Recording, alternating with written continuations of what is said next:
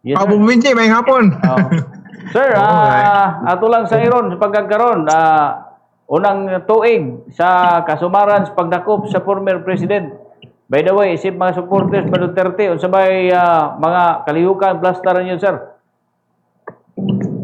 Apo Binji, ang Davao, doon ay mga yato misa, kaganinan, din may panagtigom dito sa San Pedro, no, sa Davao City. Ug uban pala itong mga kaubanan usab nga nakalain-laing mga lugar, nagtigom usab niini para sa pag-suporta, no. Di kaganinang buntag kung naghimo pod og misa dito sa Davao City. Oh. Hmm. Pero sir, so far, there is Butuan o sa Karangan, abantay mga kalihukan plastaran ni sir? Naay mga kalihukan diri Bumbo Biji, misa lang na mga pag-ampo, no, aran sa atong former president nga gikuha dinhi sa atong nasod paingon nato sa dahig. So wala na yung mga pareha ni Adto panahon nga sa dihang gidala siya sa dahig, doon ay mga rally-rally sir, wala na yung mga inana nga mga pagpadayag sa publiko sa mga atong yangungo. Yes, Bumbo Binji, kaysa nahidumduman nato nga atong vice presidente, no, atong anak sa atong former president na nagapahimangno siya nga ayaw na ang mga rally-rally, kaya dawat naman nila ang maong panghitabo. Ang uban mga tao mahasol pa, magastuhan pa. So mo nang sa kataas sa palitunon karon, ano nang gina-advise sa atong Vice President nga pagkinumdum na lang sa pag-ampo o diha sa atong social media. Kaya ang mga rally karon magasto pa ka niya. Ikaduha, ang uban mga paralista may lambigit pa nga mamahimong mga dautan sa ilang gihimo nga maong pagpaabot labi na sa mga corruption karon kaya di mga malikayan. So mao kana ang gihatag nga mga pahimangno sa atong Vice Presidente. So muning wala na yung mga gadir, pero kining uban sir nga nagadir magtapok-tapok na motorcade unsa man ni? May bas-bas ba ni sir o ilahan na yung mga kabubuton? I think ilan ang initiative Bumbo Binji, no? Dili pa po siguro ta makaingon nga dili nat mapugnan na sila, no? Ila man ang initiative nga ginahimo. Mostly initiative na Bumbo Binji kay wala man gyud naghatag og advice ang atong principal, atong Vice President nga maghimo pa nini mga mga different activities, no? Inisyatibo na nila Bumbo Binji. Isip pagpadayag po, no? Pero angay ba ni sir nga handumon o durawon kining maong hitabo nga diin giaristo ang former president diri sa atong nasod, ang nangaristo mismo ang mga Pilipino o dala dito sa dahig? Kung imong tanawon Bumbo Binji, no, ang atong mga kaubanan karon nga na biktima sa affected sa gira, isip mga Pilipino ato man ang ginakuha, no, atong ipauli dinhi sa atong nasod para sa ilang safety. Dili sila may lambigit sa maong gira ngadto sa Iran o kining US, no. Ang hitabo na to pinakasakit nato karon nga atong former president mismo nga nakahatag og kamaguhan sa atong nasod, kasulbaran sa drugs o dunay mga nahimo nga mga maayo sa nasod, mao no gipadaan nato sa laing nasod, which is dito pagid siya gilitis, no, which is wala may knowledge in tao ng mga nasa dahig, no. So mo na pinakadako nato nga sakit nga palandungon isip mga Pilipino. Bisag isa ka normal lamang citizen na Bumbo Binji. Galing kita ug dunay hatulan og bitay gani, no, kato na toy sala gyud nga nakapatay. Ato pa man galing i-save to Bumbo Binji. Kana lang to tanawon ba? Ato ba ganito siyang tabangan nga unta matagaag kining dili mahatulan og kamatayon din na labi na tong sa panahon ato example si floor contemplations no itabangan paginato no na uban si sa tong isa nga para makauli lang usa ka yano nga mga Pilipino magitabangan sa atong nasod isip usa kita ka Pilipino which is kining atong former president dili man niya nga Pilipino no he is the former mayor, vice mayor, prosecutor, former president, former congressman. Ngano ato magi padala ngadto sa laing nasod aron husgahan no. Kung mayon ta bumubinji atong istoryahan ang atong mga kaigsuonan karon. Mayon ta nga human rights kaingon na gyud sa atong former president. Guilt is personal. Dili man gyud siya mismo ang nagpatay ana no. Ato makaibaw man kita mga ratawan. Personal kung kasi nakapatay. Tanawa tong Kian de los Santos, di ba? Gibang preso ang mga pulis kay dili mao ang ilang paghimo niya tong Kian de los Santos. Yang ano ihatag man na sa presidente. Ingana alam mo ba sakit kay paminahon ba? Nga ang atong administrasyon sa nagyud na tagaig pagtagad.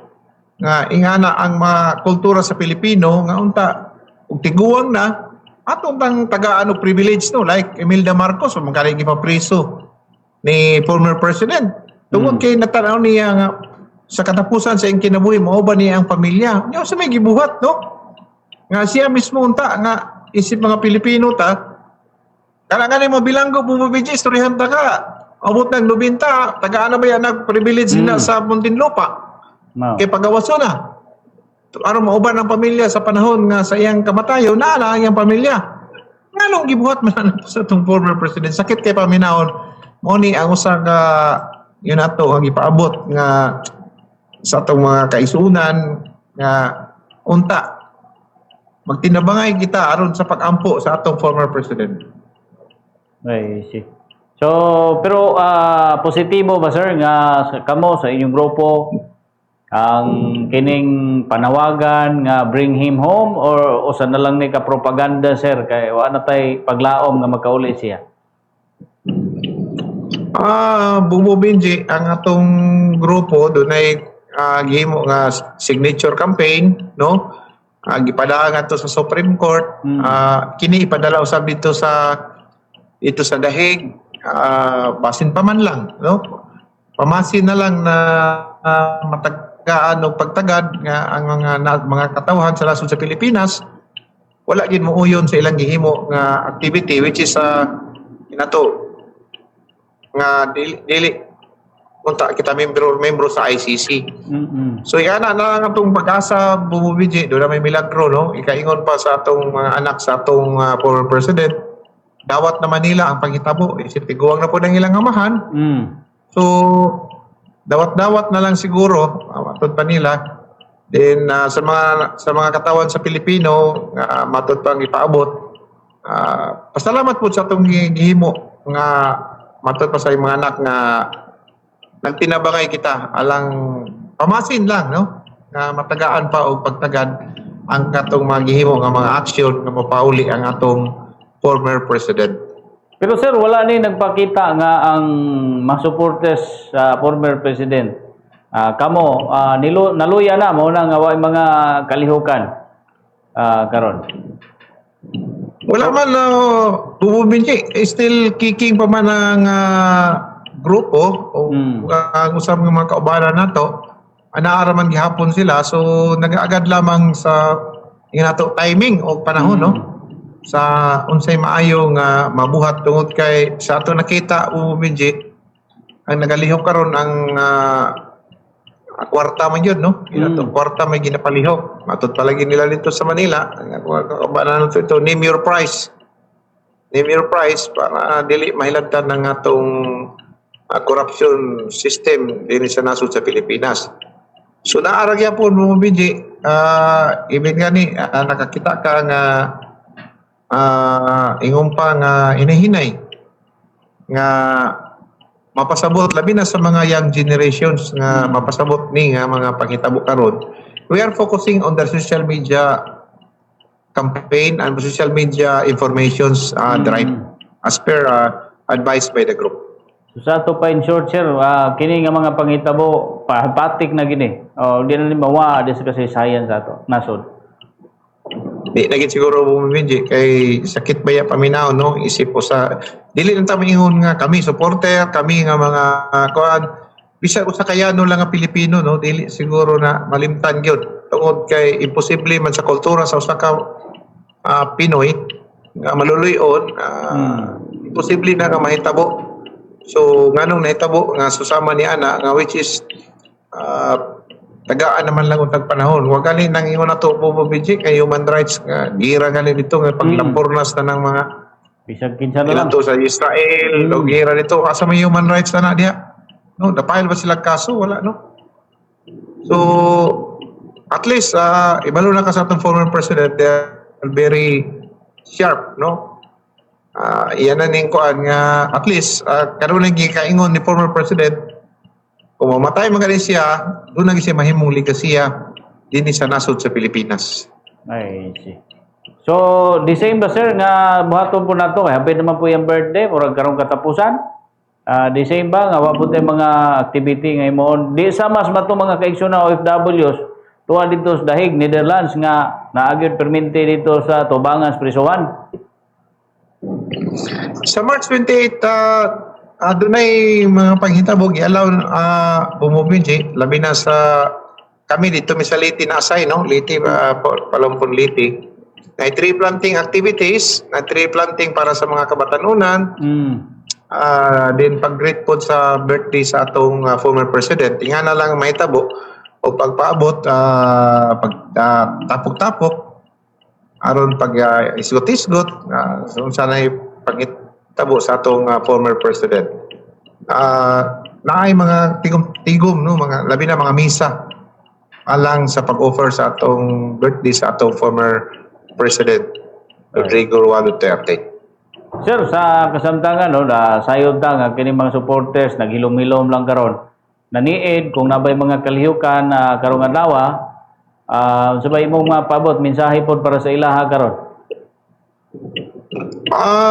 Sa itong mga supporters, Bumbo Benji, focus lang sa social media then make constructive comment lang o support sa social media nga tungod sa kadagan sa trolls no they have to answer in a good way no para ma-resist po ang false information sa ginahimo sa administrations. Yan na lang tungkol sa mga supporters.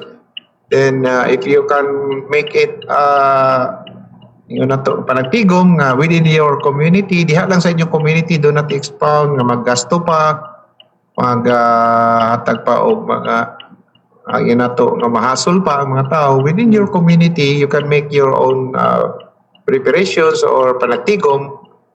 Mora na ihangyo na to sa itong mga supporters usap. Ay, see. Salamat kayo, Engineer Jorik Gavino, sir, sa higayon. Kaubang ka naman sa Bumburadyo karong hapon na. Salamat po, BJ. Salamat po sa mga tigpaminaw. Thank you, sir. Mayong hapon.